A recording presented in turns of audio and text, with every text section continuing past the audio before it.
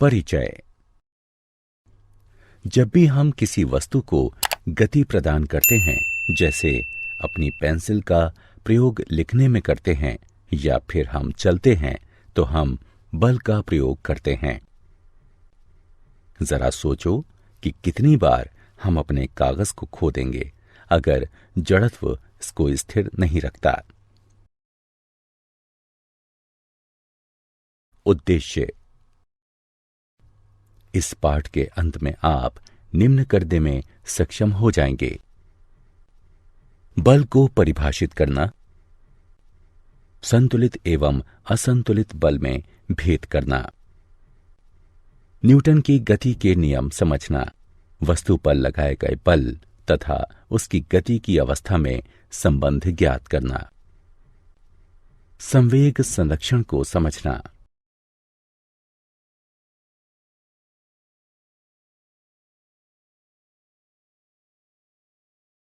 बल और उसके प्रकार।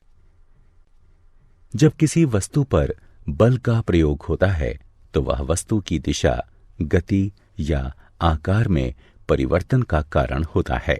अतः बल को इस प्रकार परिभाषित कर सकते हैं: बल कोई भी प्रभाव होता है जो किसी वस्तु की गति, दिशा या उसके आकार में परिवर्तन करता है।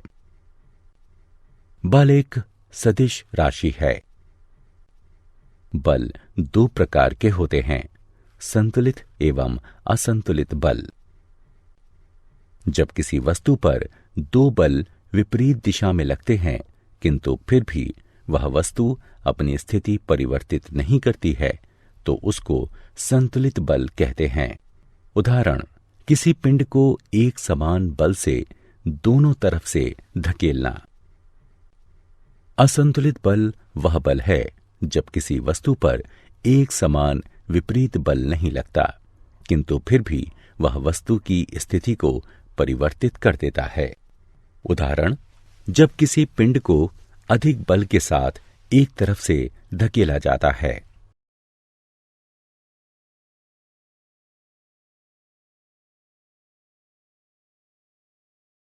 न्यूटन का गति का प्रथम नियम। पुस्तक स्वतः ही गति नहीं करेगी, वह अपनी विरामावस्था को तब परिवर्तित करेगी जब हाथ का बल उस पर लगेगा। यह गति के प्रथम नियम की व्याख्या करता है। गति का प्रथम नियम दर्शाता है कि एक वस्तु अपनी स्थिर अवस्था में बनी रहेगी तथा वह वस्तु गति की अवस्था में तब तक नहीं आएगी जब तक कि उस पर कोई बाहरी बल कार्यरत ना हो।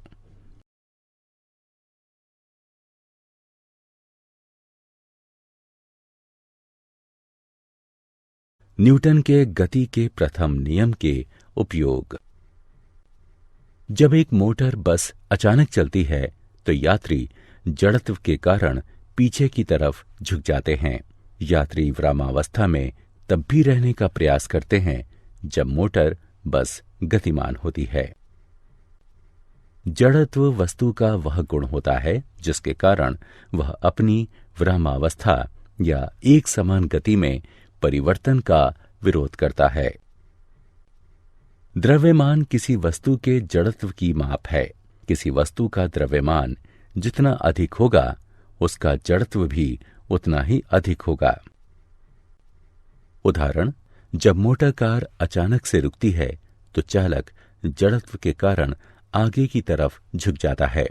जड़त्व के कारण ही यात्री गतिमान अवस्था में तब भी रहने का प्रयास करते हैं जब मोटर बस रुक जाती है।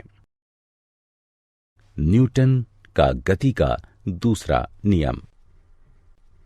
न्यूटन का गति का दूसरा नियम दर्शाता है कि किसी वस्तु पर लगने वाला बल उस वस्तु के द्रव्यमान तथा लगाए गए बल की दिशा में उत्पन्न त्वरण के सीधे समानुपातिक होता है। F बराबर m गुणा a, जहां F बराबर बल, m बराबर द्रव्यमान और ए बराबर त्वरण है। बल के मात्रक। बल का एसआई मात्रक न्यूटन है। न्यूटन को इस प्रकार परिभाषित कर सकते हैं कि 1 न्यूटन किसी 1 किलोग्राम द्रव्यमान वाली वस्तु में 1 m/s वर्ग यानी मीटर प्रति सेकंड वर्ग का त्वरण उत्पन्न करने के लिए लगाए गए बल के बराबर होता है। मात्रक बराबर kg/m/s वर्ग यानी किलोग्राम मीटर प्रति सेकंड वर्ग या न्यूटन। 1000 किलोग्राम द्रव्यमान वाली वस्तु में 0.5 m/s वर्ग का त्वरण उत्पन्न करने के लिए आवश्यक बल की गणना करो। F बराबर 1000 गुणा 0.5 बराबर 500 न्यूटन बटे kg/m/s वर्ग।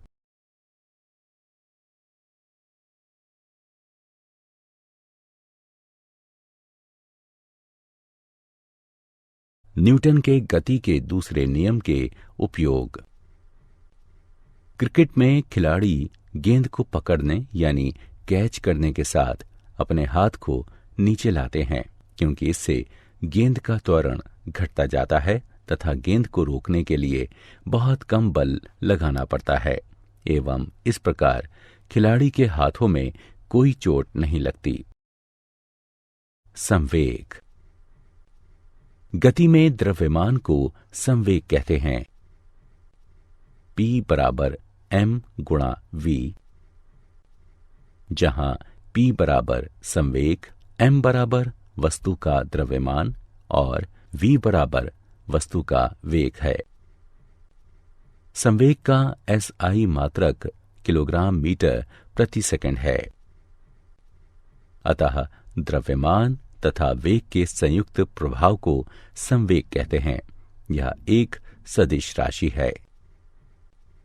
किसी वस्तु के संवेग में परिवर्तन उस वस्तु पर बल की दिशा में लगने वाले असंतुलित बल के समानुपाती होता है।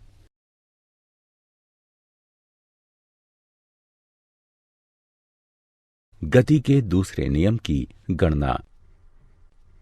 किसी वस्तु का संवेग में परिवर्तन उस वस्तु पर बल की दिशा में लगने वाले असंतुलित बल के समानुपाती होता है।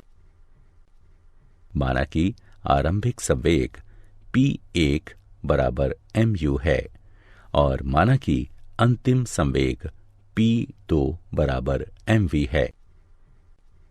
अतः संवेग में परिवर्तन की दर बराबर होगी m गुणा v घटा u बटे t के। बल बराबर k गुणा m v घटा u बटे t, जो कि बराबर होगा kma के, जहां k एक अनुपातिकता स्थिरांक है।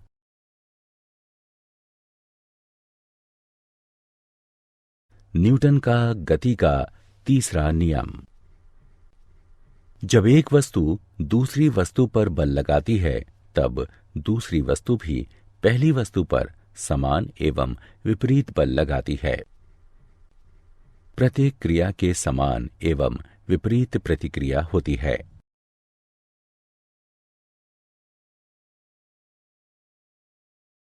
न्यूटन के गति के तीसरे नियम को समझने के उदाहरण। हम चलते कैसे हैं? जब हम जमीन पर चलते हैं तो हमारे पैर जमीन को पीछे की तरफ धकेलते हैं तथा बदले में जमीन हमारे पैरों को आगे की तरफ धकेलती है। तोप पीछे क्यों हटती है? जब तोप से गोला छोड़ा जाता है तो एक बल गोले को आगे भेजता है एवं उसके समान बल तोप को पीछे धकेलता है, इसलिए तोप पीछे हटती है। जेट हवाई जहाज और रॉकेट। रॉकेट के नीचे की तरफ से निकलने वाली गैस की क्रिया के समान उसके विपरीत प्रतिक्रिया रॉकेट को अत्यधिक गति से आगे बढ़ाती है। नली पाइप का उदाहरण। जब फायरमैन पानी की एक तेज धारा को निर्देशित करता है तब वह इसके पाइप को काफी मजबूती से पकड़ता है, क्योंकि पानी के आगे बढ़ने की दिशा की क्रिया के कारण उसके पीछे धकेलने की प्रतिक्रिया की संभावना अधिक होती है। संवेग संरक्षण का नियम। जब दो या दो से अधिक वस्तुएं एक दूसरे पर कार्य करती हैं और जब तक उस पर कोई बाहरी बल कार्यरत नहीं होता है, तब तक उनका कुल संवेग स्थिर रहता है। इसको ही संवेग संरक्षण का नियम कहते हैं। संवेग को ना कभी बनाया जा सकता है या और ना कभी नष्ट किया जा सकता है। ये भी संवेग संरक्षण का सिद्धांत कहलाता है। माना कि दो वस्तुएं जिनका द्रव्यमान क्रमशः ma एवं mb है, एक दिशा में प्रारंभिक वेग ua एवं ub से गतिशील है तथा उनका अंतिम वेग क्रमशः va एवं vb है। गेंद A के संवेग परिवर्तन की दर FAB बराबर ma va घटा ua बटे t।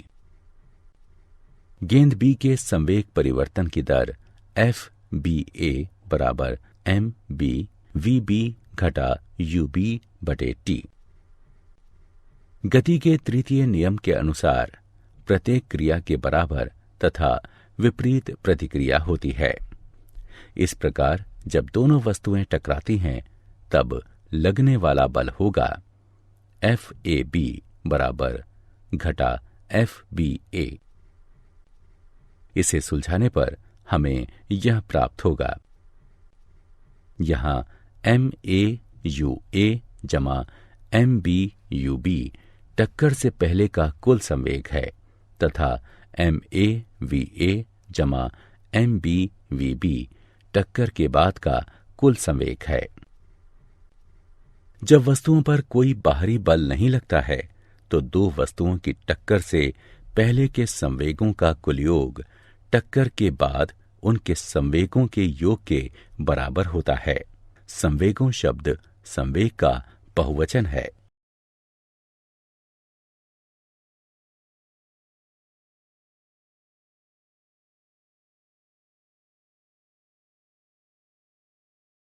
क्या आप जानते हैं, सर इज़ाक न्यूटन ने जड़त्व तथा बल की अवधारणाओं के आधार पर सभी वस्तुओं की गति का वर्णन किया तथा यह पाया कि वे संरक्षण के नियमों का पालन करती हैं।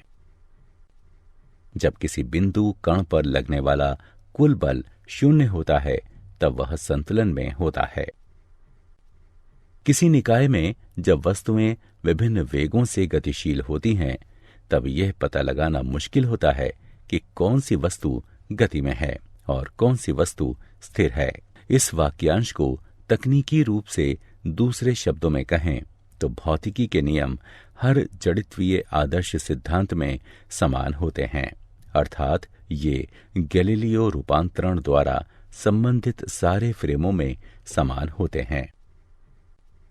गुरुत्वहीन वस्तु जब पृथ्वी की चारों तरफ की कक्षा में नीचे गिरती है, तब न्यूटन के गति के नियम इन स्थिति में ज्यादा प्रत्यक्ष होते हैं।